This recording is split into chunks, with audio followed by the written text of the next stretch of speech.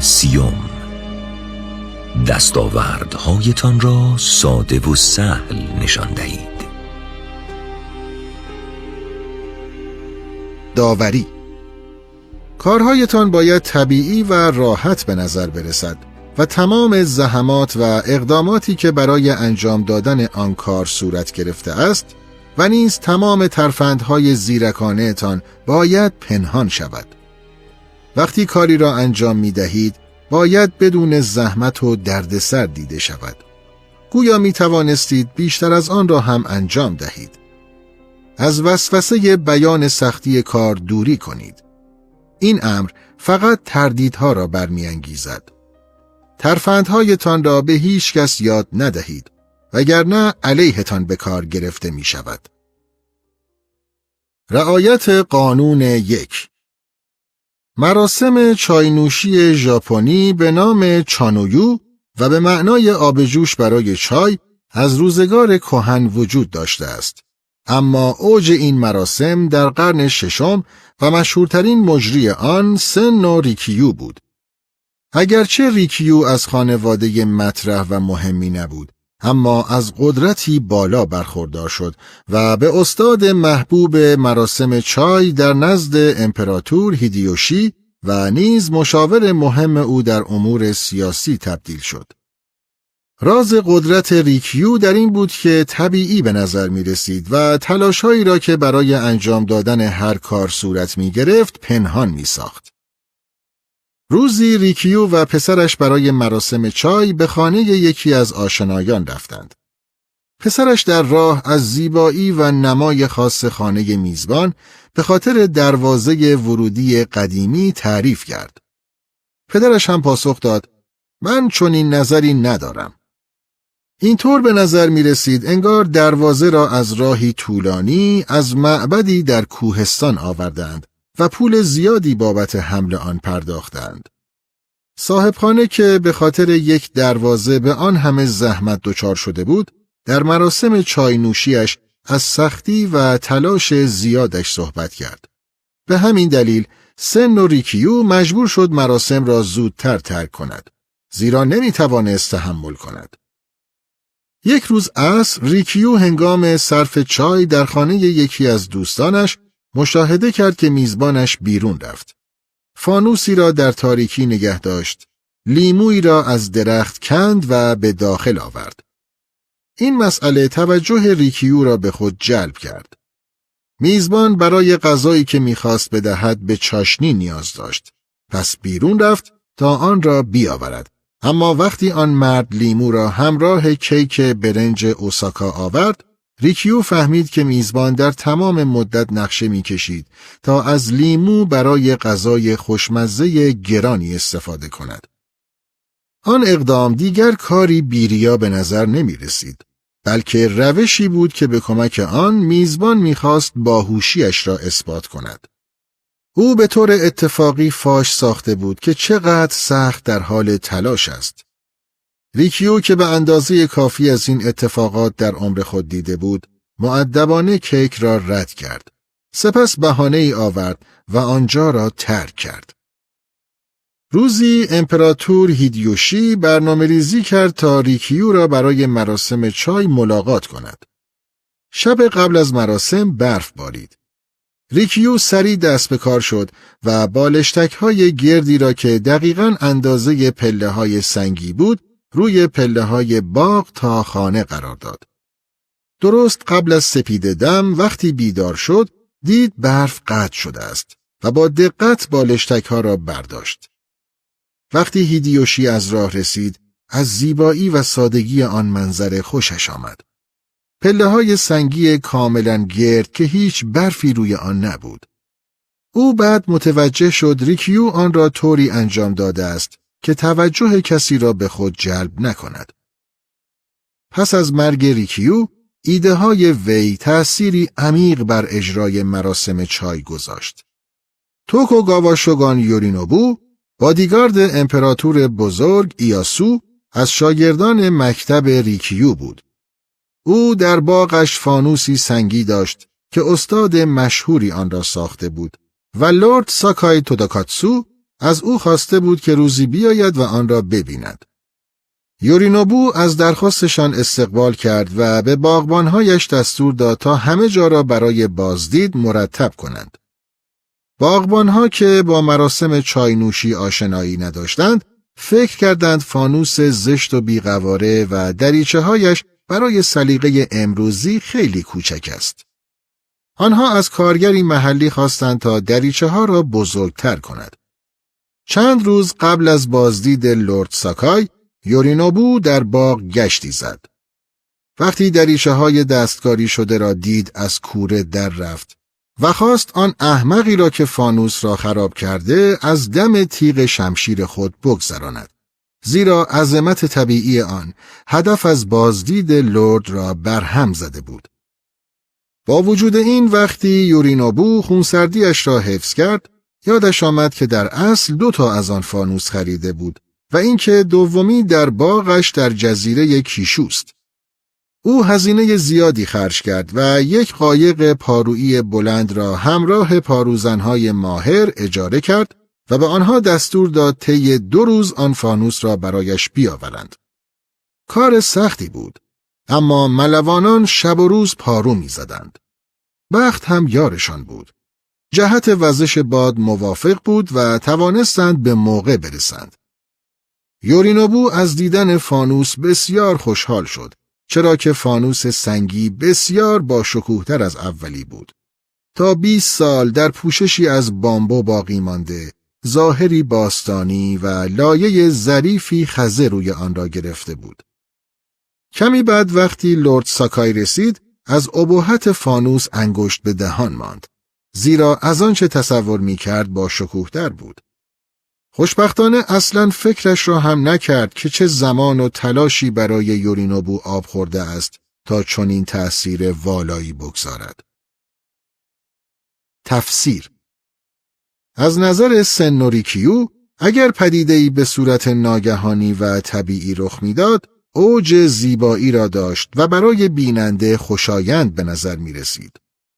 این زیبایی بدون ریا رخ میداد و بدون زحمت به نظر می رسید. طبیعت چنین پدیده‌هایی را با قوانین و فرایندهای خود ایجاد می کند. اما انسان مجبور است با زحمت و سختی تأثیر خود را بگذارد.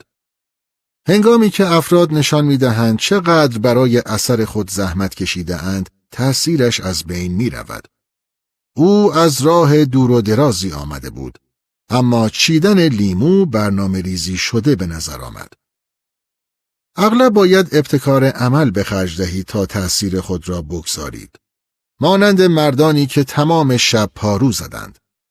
با وجود این، طرف مقابل شما هرگز نباید به تلاش یا تدابیری که برای انجام دادن آن صورت گرفته مشکوک شود. طبیعت حقه‌هایش را فاش نمی کند و هر آنچه از طبیعت تقلید کند و کاری را بی زحمت نشان دهد، به قدرت طبیعت نزدیک می شود. رعایت قانون 2.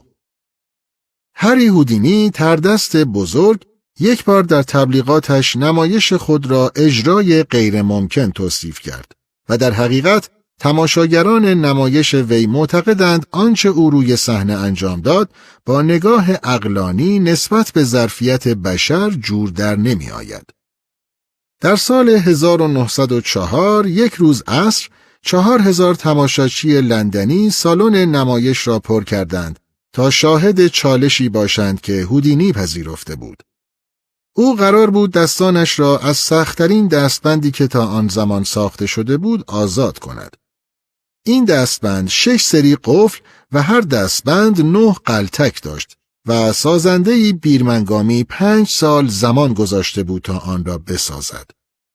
کارشناسانی که آن را بررسی کرده بودند می‌گفتند تا آن زمان چنین چیز پیچیده‌ای ندیده بودند و این پیچیدگی باعث شده بود رهایی از آن را ناممکن بدانند.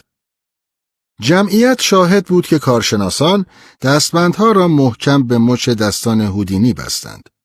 سپس هنرمند تردست اتاقکی سیاه را وارد صحنه کرد. چند دقیقه گذشت. هرچه دقایق بیشتری گذشت، اطمینان از اینکه این دستبندها اولین شکست هودینی خواهند بود بیشتر میشد. سپس او در یک لحظه از اتاقک بیرون آمد و خواست دستبندها را به طور موقت باز کنند تا کتش را از تنش در بیاورد، زیرا داخل اتاقک خیلی گرم بود. البته برگزار کنندگان این چالش آن را نپذیرفتند، زیرا مشکوک شده بودند که این درخواست حقه‌ای است تا به طرز کار قفل‌ها پی ببرد. هودینی منصرف نشد و بدون آنکه از دستانش استفاده کند، توانست کت را از شانه‌هایش بالا بیاورد، آن را برگرداند، با دندانش چاقوی کاغذبری را از جیب کتش در بیاورد و با حرکت سر کت را از آستینش پاره کند. وقتی از دست کت خلاص شد و دوباره به داخل اتاقک بازگشت، تماشاچیان از این مهارت او به وجد آمدند. سرانجام هودینی که تماشاچیان را به اندازه کافی منتظر نگه داشته بود، برای بار دوم از اتاقک بیرون آمد، در حالی که دستانش آزاد بودند و دستبندها را پیروزمندانه بالا نگه داشته بود. تا امروز هیچ کسی نمی‌داند که او چطور توانست خود را از آن دستبندها آزاد کند. اگرچه نزدیک به 1 ساعت طول کشید، نشانه‌ای از نگرانی و تردید در او دیده نمی‌شد. حتی اینطور به نظر می‌رسید که او باز کردن دستبند را کش داده است تا بر تاثیرگذاری نمایش خود بیفزاید و مخاطب را نگران کند، زیرا نشانه‌ای دیده نمی‌شد که آن کار برایش ساده نبوده باشد. شکایت در مورد گرما نیز بخشی از نمایشش بود. تماشاچیان نمایش‌های هودینی احساس کردند که با آنها بازی شده است و به نظر می رسید هودینی می خواهد بگوید من می توانستم خیلی زودتر از اینها خودم را از این دستبندها و حتی خیلی سخت‌تر از آن هم آزاد کنم. هودینی طی سالها زندگی توانست خود را از جسد مومیایی و در زنجیر جانوری دریایی، جانوری نیمه 8 پا و نیمه نهنگ که به ساحلی حوالی بوستون آمده بود نجات دهد و نیز خود را درون پاکت بزرگی مهرموم کند و بدون پاره کردن کاغذ از آن خارج شود. در ضمن او از دیواری آجری عبور کرد و همچنان که در هوا معلق بود با پیچ و تاب دادن به بدن خود را از ژاکت مخصوص مهار دیوانگان رها کرد. از روی پل به درون آب منجمد شیرجه زد و در حالی که به دستانش دستبند زده و پاهایش را با زنجیر بسته بودند، با دستانی بسته در قفس شیشه‌ای پر از آب حدود 1 ساعت پیش چشم تماشاچیان تلاش کرد خود را آزاد کند، حتی بدون آنکه نفس بکشد. در هر یک از این موارد مرگش قطعی به نظر می رسید، اما با اعتماد به نفسی فراانسانی نجات می یافت. او اصلاً در مورد روش‌هایش حرفی نمی‌زد و هیچ ردی از خود باقی نمی‌گذاشت که چطور در حقه‌هایش توانسته موفق شود. او تماشاچیان و منتقدانش را در تعجب و بهت نگه داشت و با تلاش آنها برای یافتن توضیحی برای رمز حقه‌هایش به قدرت و اعتبارش افزوده شد. شاید عجیبترین تردستیش ناپدید کردن فیلی به وزن 10,000 پوند در پیش چشم تماشاچیان بود. نمایشی که او بیش از 19 مرتبه روی صحنه برد. هیچ کس تاکنون نتوانسته توضیح دهد که او چطور موفق به انجام دادن این کار شده است. زیرا در استودیویی که اولین حقه را اجرا می کرد، هیچ جایی برای پنهان کردن فیل نبود. فرارهای بی دردسر هودینی این ذهنیت را به وجود آورده بود که از نیروهای مرموز استفاده می کند و توانایی فرازمینی دارد. اما یکی از تردستهای آلمانی به نام کلپینی مدعی شد از راز حقه‌های هودینی باخبر است و او خیلی ساده از ابزارهای پیشرفته استفاده می کرد. کلپینی همچنین ادعا کرد که در مبارزه باز کردن دستبند در هلند توانسته است هودینی را شکست دهد. هودینی به هیچ یک از گمانه‌زنی‌ها درباره روش‌هایش اهمیتی نمی‌داد، اما نمی‌توانست دروغی آشکار را تحمل کند و در سال 1903 کلپینی را برای دوئل دستبند به چالش کشید. کلپینی هم پذیرفت. او از طریق یک جاسوس توانست به رمز دستبندی که هودینی داشت پی ببرد. نقشه‌اش هم این بود که این دستبندها را برای فرار از صحنه انتخاب کند. این مسئله بیشک از ارزش کار هودینی میکاست و نمایانگر نبوغ او در استفاده از ابزارهای مکانیکی بود. شب هنگام درست همانطور که کلپینی نقشه کشیده بود، هودینی به او پیشنهاد کرد تا دستبندی را انتخاب کند و او نیز همان دستبندی را که قفل ترکیبی داشت انتخاب کرد. او حتی توانست با آنها به پشت صحنه برود تا سریع امتحانشان کند و چند لحظه بعد مطمئن از پیروزی خود روی صحنه حاضر شد. هودینی که وانمود می‌کرد بوی تقلب به مشامش رسیده، از بستن دستبندها به دست کلپینی خودداری کرد. آن دو با هم جر و بحث کردند و حتی روی صحنه با هم کشتی گرفتند. پس از چند دقیقه هودینی که واضح بود عصبانی و ناامید است تسلیم شد و به دست کلپینی دستبند زد. برای چند دقیقه کلپینی به خود زحمت داد تا آن را باز کند، اما یک جای کار اشکال داشت. او چند دقیقه قبل در پشت صحنه دستبند را باز کرده بود، اما حالا آن رمز دیگر جواب نمیداد. او عرق می‌ریخت و به ذهنش فشار می‌آورد. ساعتها گذشت. تماشاچیان آنجا را ترک کردند و سرانجام کلپینی ناامید و تسلیم شد و خواست تا دستانش را باز کنند. دستبندهایی که کلپینی خودش با رمز کاف لام ف سین که در فرانسوی به معنای کلید است در پشت پرده باز کرده بود، حالا با وارد کردن رمز فر الف واو دال به معنای جعلی باز شد. کلپینی هرگز نفهمید که چطور هودینی به چنین موفقیت بزرگی دست یافته است. تفسیر: اگرچه به حتم نمی‌دانیم که چطور هودینی در بسیاری از این فرارهای نبوغ‌آمیز موفق شد، یک امر مشخص است. نیروی مرموز یا هر جادوی دیگر در کار نبود که به او این قدرت را داده بود، بلکه کاری سخت و تمرین بیپایان انجام شده بود و هودینی همگی را با دقت از چشم دیگران پنهان داشته بود. همین تلاش‌ها او را به این قدرت رساند. هودینی هیچ وقت کاری را به امید شانس به حال خود رها نکرد.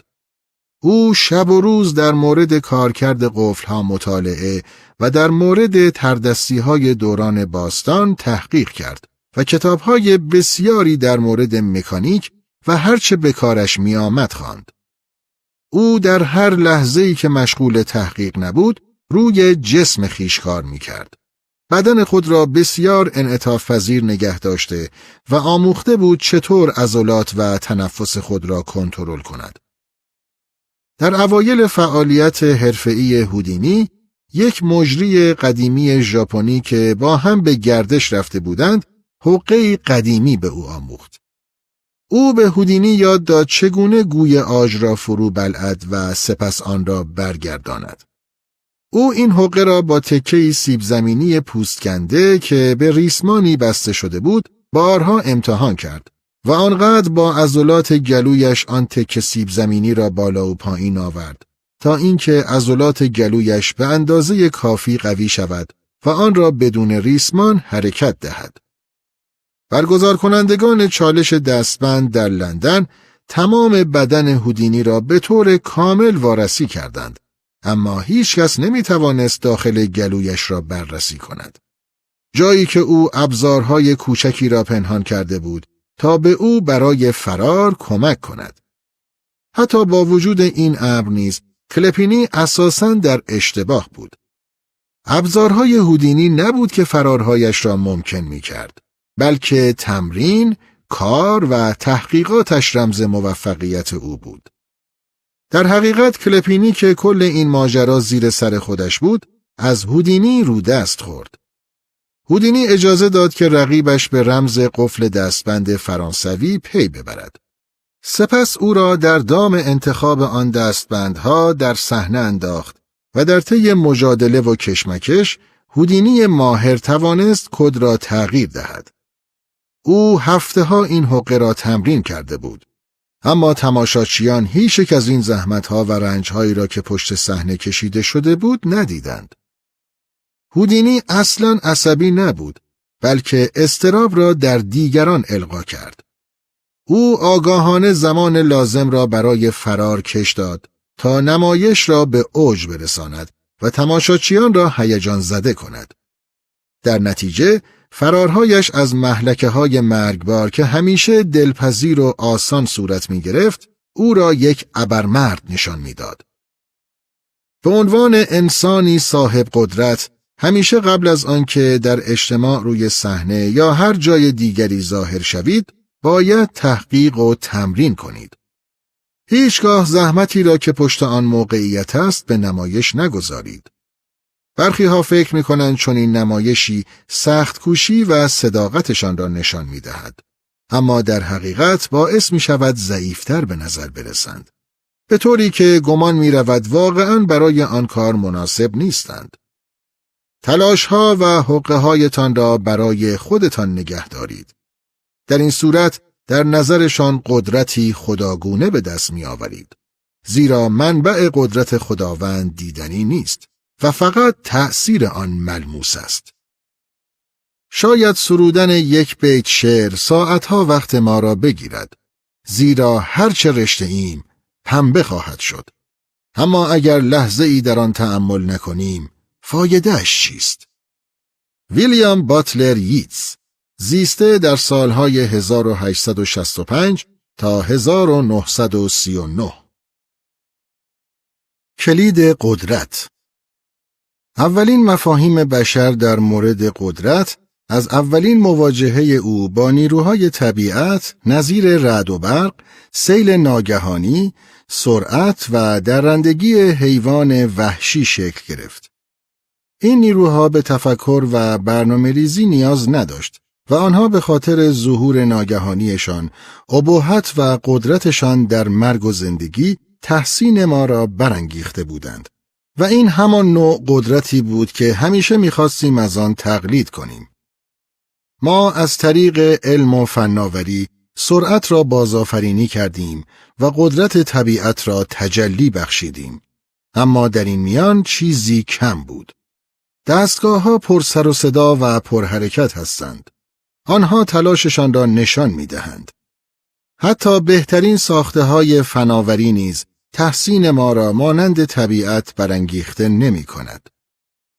قدرتی که کودکان دارند تا ما را به تسلیم در برابر ارادهشان وادارند، ناشی از جاذبه اغواگرانه است که از حضور موجودی با انعطاف کمتر اما دلنشینتر از خود احساس می کنیم. نمی توانیم به چنین وضعیتی بازگردیم، اما اگر بتوانیم باید ظاهری ساده و سهل خلق کنیم. یکی از اولین نویسندگان اروپایی که این اصل را شرح و تفسیر کرد، از عجیبترین محیط جهان یعنی دربار رنسانس آمده بود. بالتازار کاستیلیونه در کتاب درباری که در سال 1528 منتشر شد، رفتارهای استاندارد یک شهروند درباری تمام عیار را با جزئیات بسیار توصیف می کند و توضیح می دهد که درباری باید این ژست ها را با نوعی بیخیالی اجرا کند و بتواند کار دشوار را آسان نشان دهد. کاستیلیونه درباری را ملزم می داند تا در تمام امور نوعی بیقیدی خاص به کار گیرد و تمام حرفها و کارهایش را فی‌البداهه و بی زحمت نشان دهد. همه ما شاهکاری غیرعادی را تحسین می کنیم. اما اگر به صورت طبیعی و دلپذیر به دست بیاید، تحسین دوچندان خواهد شد. از آنجا که زحمت کشیدن برای کاری و خم شدن کمر از شدت فشار نهایت بی‌ظرافتی است، هر چقدر هم که ارزشمند باشد، ارزش آن را پایین می آورد. ایده بیخیالی از دنیای هنر ناشی می شود. هنرمندان بزرگ دوره رنسانس کارهایشان را با دقت تحت پوشش نگه می داشتند. تنها شاهکار تمام شده در معرض نمایش قرار می گرفت. میکلانژ حتی اجازه نمی داد پاپ هم از کار ناتمامش دیدن کند. هنرمندان رنسانس همیشه حواسشان بود تا در کارگاهشان را به روی حامیان و عموم ببندند. البته نه به خاطر ترس از تقلید از کارشان، بلکه به این دلیل که دیدن نحوه خلق اثر از تأثیرگذاری و جادوی آن میکاهد و فضای طبیعیش را از بین میبرد. نقاش رنسانس وازاری که اولین منتقد بزرگ هنری بود، کار پائولو اوچلو را که در قوانین پرسپکتیو وسواس داشت، مسخره کرد. تلاشی که اوچلو برای بهبود پرسپکتیو داشت، در کارش بسیار آشکار و باعث شده بود آثارش زشت و پرزحمت شود. وقتی هم بازیگرانی را می‌بینیم که تلاش زیادی برای بازی از خودشان نشان می‌دهند، همین واکنش را داریم و دیدن تلاش بیش از اندازهشان تخیلات ما را از هم گسیخته می‌کند. همچنین باعث می‌شود احساس خوشایندی نداشته باشیم. از سوی دیگر، بازیگران خونسرد و دلنشین حس خوشایندی در ما به وجود می‌آورند و این تصور را ایجاد می‌کنند که در حال بازی نیستند، بلکه خودشان در حالت طبیعی به سر می‌برند. حتی اگر پشت تمام کارهایی که انجام می‌دهند، تلاش و تمرین زیادی صورت گرفته باشد. ایده بیخیالی در تمام شکل‌های قدرت کاربرد دارد، زیرا قدرت تا حد زیادی به ظاهر و تصاویری که خلق می‌کنید بستگی دارد. کارهایی که در جامعه انجام می‌دهید مانند اثر هنری شماست. باید ظاهری جذاب داشته باشد، همه انتظار آن را بکشند و حتی سرگرم کننده باشد. وقتی سازوکار درونی اثرتان را فاش می‌کنید، جاودانگی خود را از دست می‌دهید. بینندگان کارتان را تحسین‌آمیز نمی‌بینند و با خودشان می‌گویند اگر ما هم پول و زمان داشتیم از عهده آن کار برمی‌آمدیم. از این وسوسه که نشان دهید چقدر باهوش هستید دوری کنید، زیرا پنهان کردن سازوکار هوشتان بسیار هوشمندانه تر است. تالیران از این مفهوم در زندگی روزانه‌اش بهره گرفت و فضای قدرتی را که در مورد او وجود داشت تا حد زیادی تقویت کرد. او هیچ وقت دوست نداشت که خیلی سخت کار کند. بنابراین دیگران را ترغیب می‌کرد تا کارهایی مانند جاسوسی، تحقیق و تحلیل داده‌ها را برایش انجام دهند. با در اختیار داشتن چنین امکانی او هرگز در حال رنج و سختی ظاهر نشد. وقتی جاسوسانش برایش فاش می‌ساختند که به زودی اتفاق خاصی رخ می‌دهد، در گفتگوهای عمومی خود به گونه‌ای صحبت می‌کرد گویا وقوع آن را حس کرده است. در نتیجه مردم تصور می‌کردند که او قدرت طالع بینی دارد. بزلگویی‌ها و جملات کوتاه و پرنغز او همیشه این گونه به نظر می‌رسید که موقعیتی را به صورت خلاصه بیان کرده است. اما همه آن جملات بر اساس تحقیق و تفکر بسیار ساده بود. در نظر دولت مردان از جمله شخص ناپلئون، تالیران از قدرت عمیقی برخوردار بود. تأثیری که تا حد زیادی ناشی از ظاهر آرام او هنگام دستیابی به موفقیت‌هایش بود. دلیل دیگری نیز برای پنهانسازی میانبرها و حقه‌هایتان وجود دارد. با انتشار این اطلاعات به دیگران ایده‌هایی می‌دهید که می‌توانند از آن علیه شما استفاده کنند و در این صورت مزیت حفظ سکوت را از دست می‌دهید. ما دوست داریم که دنیا بداند چه کاری انجام داده ایم. می‌خواهیم با برانگیختن تحسین دیگران در مورد سخت کوشی و هوشمان حس پوچی خود را رفع کنیم و حتی شاید بخواهیم همدردی دیگران را برای ساعت‌هایی که طول کشید تا به آن نقطه از هنرمندی برسیم جلب کنیم. سعی کنید این میل به روده درازی را مهار کنید، زیرا تأثیرش اغلب عکس آن چیزی است که انتظار دارید. به خاطر بسپارید، هرچه کارهایتان مرموزتر باشد، قدرتتان حیرت انگیزتر بوده است و شما تنها کسی به نظر خواهید رسید که میتواند آن کار را انجام دهد. برخورداری از ظاهر شخصی که موهبتی فقط به او عنایت شده به شدت قدرت آفرین است. در نهایت، آنجا که موفقیت‌هایتان را به صورت دلنشین و راحت به دست می‌آورید، همیشه مردم باور می‌کنند که اگر کمی سخت‌تر تلاش می‌کردید، کارهای بیشتری انجام می‌دادید. این تصور نه تنها باعث تحسین آنها می‌شود، بلکه ترس هم ایجاد می‌کند. قدرت‌های شما بکر است و هیچ کسی نمی‌تواند عمق آن را بسنجد. تصور کنید. اسب مسابقه. از نمای نزدیک رنج و تلاش نفسگیری را که برای مهار اسب انجام می شود خواهیم دید. اما از فاصله دور که می نشینیم و مسابقه را می بینیم، تمام آن فرایند دلنشین است و مانند پرواز در آسمان به نظر می رسد. پس دیگران را دور نگه دارید. در این صورت آنها فقط راحتی و روانی حرکتتان را خواهند دید. سخن بزرگان. هر کاری، هر چقدر هم که پیش پا افتاده باشد، وقتی با بیخیالی صورت پذیرد، نه تنها مهارت کسی را که انجامش داده نشان می دهد، بلکه بیشتر مواقع بیشتر از آنچه واقعاً هست به نظر می رسد. زیرا شاهدان به این نتیجه می رسند، کسی که به این راحتی کاری را به این خوبی انجام می دهد، حتماً مهارتش بیشتر از این هاست. بالتازار کاستیلیونه. استثناء. حال و هوای رمزآلودی که کارهایتان را احاطه می کند باید همراه روحیه بیخیالی به نظر برسد. اشتیاق به پنهانکاری تأثیری ناخوشایند و تقریباً جنون‌آمیز ایجاد می کند و نشان می دهد شما بازی را خیلی جدی گرفته اید. هودینی حواسش بود که پنهانکاری ترفندهایش را شبیه بازی نشان دهد، انگار که بخشی از نمایش است.